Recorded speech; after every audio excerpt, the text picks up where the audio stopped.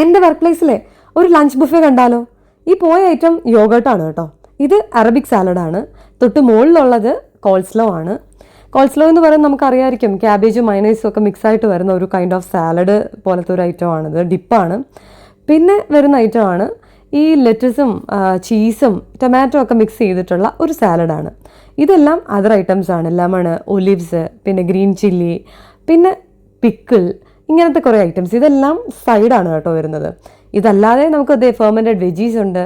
ഇതെല്ലാം നമുക്ക് സൈഡ് ഡിഷായിട്ട് കഴിക്കുന്ന സാധനങ്ങളാണ്. മെയിൻ കോഴ്സ് വരുന്നതേ ഉള്ളൂ. ഇത് ഒരു കോണ്ടിനെൻ്റൽ ഫുഡ് ഐറ്റമാണ്.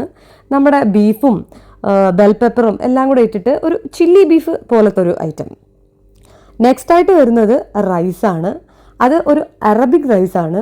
വെർമിസില്ലി റൈസ് എന്ന് പറയും. അതായത് നമ്മുടെ നോർമൽ ബസ്മതി റൈസും വെർമിസില്ലിയും കൂടെ മിക്സ് ചെയ്തിട്ടുള്ള ഒരു റൈസാണിത്. അത്യാവശ്യം നല്ല ടേസ്റ്റുള്ള ഒരു റൈസ് തന്നെയാണ് കേട്ടോ അത്. ഈ കാണുന്നത് ശരിക്കും പറഞ്ഞു കഴിഞ്ഞാൽ ഒരു ഫിഷിൻ്റെ വെറൈറ്റി ഐറ്റമാണ്.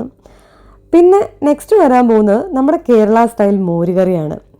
അടുത്തതായിട്ടുള്ളത് കേരള സ്റ്റൈൽ ചിക്കൻ കറിയാണ്. ഇത് അത്യാവശ്യം നല്ല ടേസ്റ്റുള്ള ഒരു ഐറ്റം തന്നെയാണ് കേട്ടോ. അതിൻ്റെ തൊട്ടടുത്തായിട്ട് വരാൻ പോകുന്നത് സ്റ്റീംഡ് റൈസാണ്. അതായത് നമ്മുടെ ബസ്മതി റൈസ് ബോയിൽ ചെയ്തത്. ഈ ഡെക്കറേഷനൊന്നും കണ്ട് പേടിക്കണ്ട കേട്ടോ. ഇത് കുറച്ച് അട്രാക്റ്റീവായിട്ട് ഇരിക്കാൻ വേണ്ടി അവർ ചെയ്യുന്നതാണ് ഈ ഡെക്കറേഷനൊക്കെ. പിന്നെ നേരെ നമ്മൾ പോകുമ്പോൾ കാണുന്നത് അതർ കുറച്ച് അറബിക് ഐറ്റംസ് വരുന്നുണ്ട്. ഈ കാണുന്ന ഐറ്റത്തിൻ്റെ പേര് ഫിഷ് സ്റ്റൂഡ് വിത്ത് ഫുഫു എന്നാണ്. ഇത് ഒരു ആഫ്രിക്കൻ ഫുഡ് ഐറ്റമാണ്.